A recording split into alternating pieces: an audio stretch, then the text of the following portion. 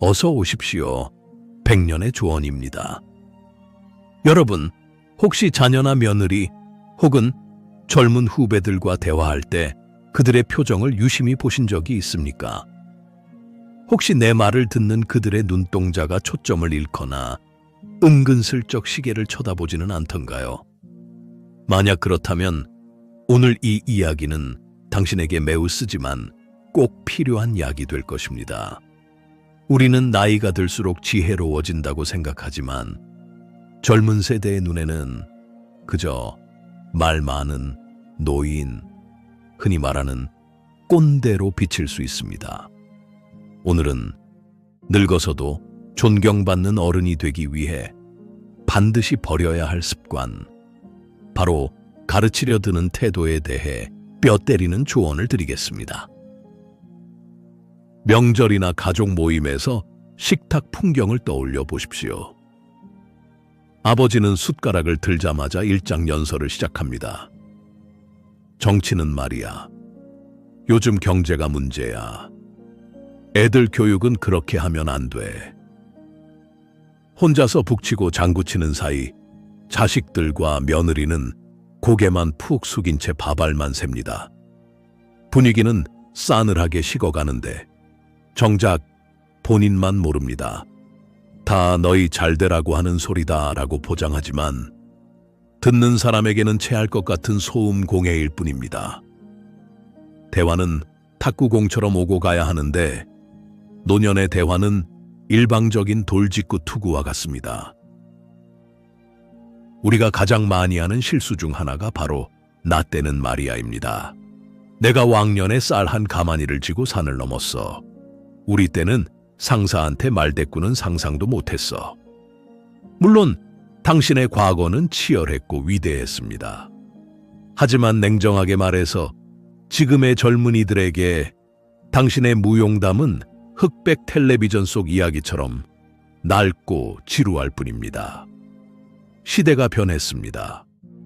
스마트폰 하나면 전 세계 정보를 다 아는 그들에게 당신의 경험은 더 이상 정답이 아닐 수 있습니다. 과거의 영광에 취해 현재를 사는 그들을 가르치려 들지 마십시오. 조언과 잔소리의 차이를 아십니까? 상대방이 원해서 하면 조언이고 원하지 않는데 하면 잔소리입니다. 우리는 묻지도 않은 말에 대답하는 것을 좋아합니다. 취직은 했니? 결혼은 언제 하니? 애는 언제 낳니? 둘째는 있어야지. 이것은 관심이 아니라 폭력입니다. 젊은이들은 이미 취업난, 주거난, 육아 문제로 충분히 고통받고 있습니다. 당신의 훈수는 그들의 상처에 소금을 뿌리는 것과 같습니다.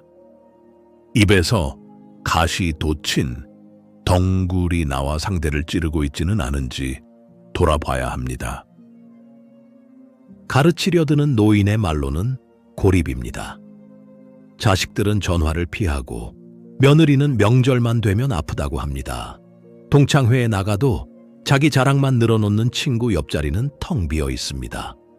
사람들은 겉으로는 네 하고 웃으며 고개를 끄덕이지만 뒤에서는 저 영감 또 시작이네 하며 혀를 찹니다. 늙어서 가장 비참한 것은 돈이 없는 것이 아니라 대화할 상대가 없어지는 것입니다. 당신의 입이 당신을 외로움의 감옥에 가두고 있습니다. 인정해야 합니다. 우리의 경험은 낡은 지도와 같습니다. 예전에는 그 지도가 보물섬으로 안내해 주었을지 모르지만 지금 세상은 지형 자체가 바뀌었습니다. 내비게이션과 AI가 길을 찾아주는 시대에 낡은 종이 지도를 들이밀며 이 길로 가라고 고집부리는 것은 어리석은 일입니다. 내가 겪은 세상이 전부가 아님을, 내 방식이 유일한 정답이 아님을 겸허히 받아들이십시오. 무지가 죄가 아니라 낡은 지식을 진리인 양 강요하는 것이 죄입니다. 그렇다면 존경받는 어른이 되기 위해서는 어떻게 해야 할까요? 첫 번째 행동 강령은 입은 닫는 것입니다. 침묵은 금이라고 했습니다. 하고 싶은 말이 목구멍까지 차올라도 꿀꺽 삼키십시오. 이건 아니지 않나 싶은 생각이 들어도 일단 참으십시오.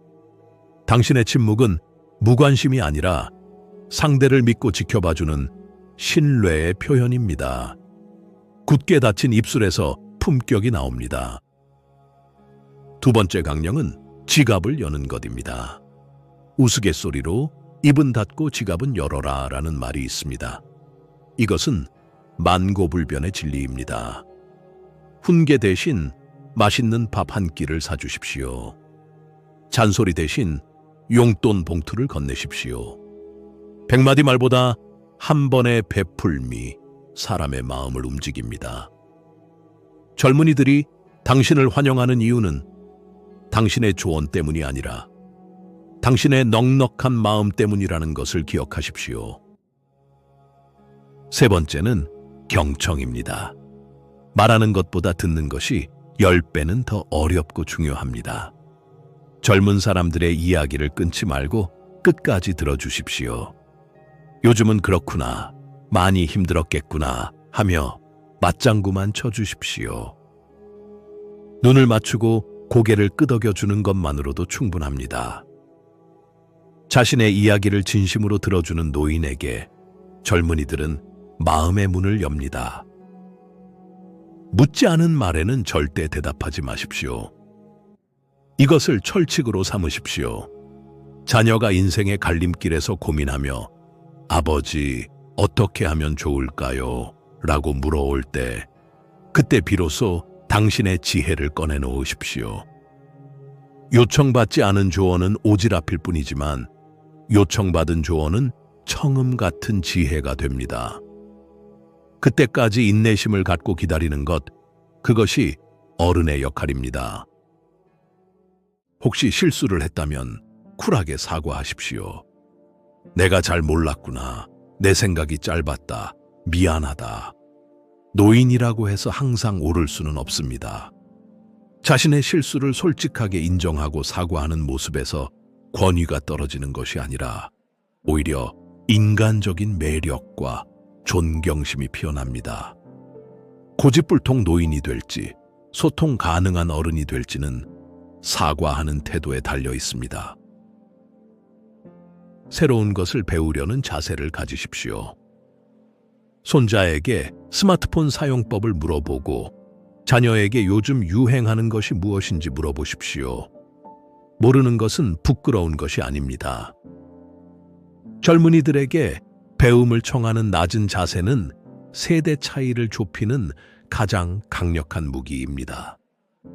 나도 좀 가르쳐 다오라는 말 한마디가 불통의 벽을 허물 것입니다. 자녀의 삶에 간섭하지 마십시오. 그들이 결혼해서 가정을 꾸렸다면 그곳은 이제 당신의 영토가 아닙니다. 그들이 콩을 심든 밭을 심든 지지고 볶고 싸우든 그들의 몫입니다. 울타리 밖에서 지켜보며 응원해 줄 수는 있어도 울타리를 넘어가 감 놔라 배 놔라 하는 순간 갈등은 시작됩니다. 자녀를 독립된 인격체로 존중해 주는 것이 진정한 사랑입니다. 비판 대신 칭찬을 하십시오. 너는 왜 그것밖에 못하니라는 비난은 사람을 위축시키지만 잘하고 있다, 믿는다는 칭찬은 사람을 춤추게 합니다. 젊은이들은 이미 사회에서 수많은 평가와 비판에 시달리고 있습니다. 집에서만큼은, 부모님에게만큼은 무조건적인 지지와 응원을 받고 싶어 합니다. 당신의 따뜻한 엄지척 하나가 그들을 살게 합니다. 진정한 조언자는 등대와 같습니다. 배를 억지로 끌고 가는 예인선이 아니라 묵묵히 제자리에 서서 빛을 비춰주어 배가 스스로 길을 찾게 도와주는 등대 말입니다. 당신의 삶으로, 당신의 뒷모습으로 보여주십시오. 100마디 말보다 성실하게 살아온 당신의 인생 그 자체가 최고의 교과서입니다. 들판에 홀로 선 고목을 보십시오. 그 나무는 주변의 어린 묘목들에게 이래라 저래라 간섭하지 않습니다. 그저 넓은 그늘을 만들어 쉼터를 제공하고 비바람을 막아줄 뿐입니다. 나이 들면 쇠퇴가 아니라 완성입니다. 넉넉하고 여유로운 품으로 세상을 끌어안는 거목이 되십시오. 유머를 잃지 마십시오. 근엄하고 진지한 표정으로 무게 잡는 노인보다는 가벼운 농담으로 주변을 웃게 만드는 유쾌한 노인이 훨씬 매력적입니다. 유머는 경직된 관계를 풀어주는 윤활유입니다. 권위를 내려놓고 함께 웃을 수 있을 때 세대 간의 장벽은 눈 녹듯 사라집니다. 떠나야 할 때를 알고 뒷모습이 아름다운 사람이 되십시오. 모임이 끝나갈 때 눈치 없이 자리를 지키지 말고 나는 먼저 일어날게, 너희끼리 재밌게 놀아라 하며 밥값 계산하고 쿨하게 사라지십시오. 그 빈자리에 당신에 대한 칭송이 남을 것입니다. 박수 칠 때 떠나는 것이 아니라 박수 받기 위해 떠나는 것입니다. 존경은 강요한다고 얻어지는 것이 아닙니다. 나이 대접해달라고 소리친다고 해서 대접해주는 것이 아닙니다.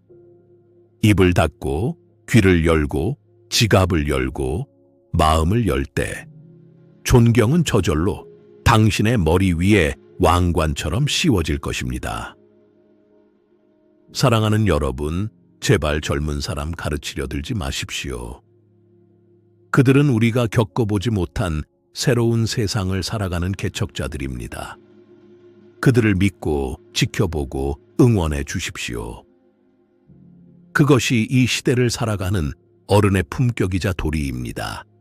100년의 조언이었습니다.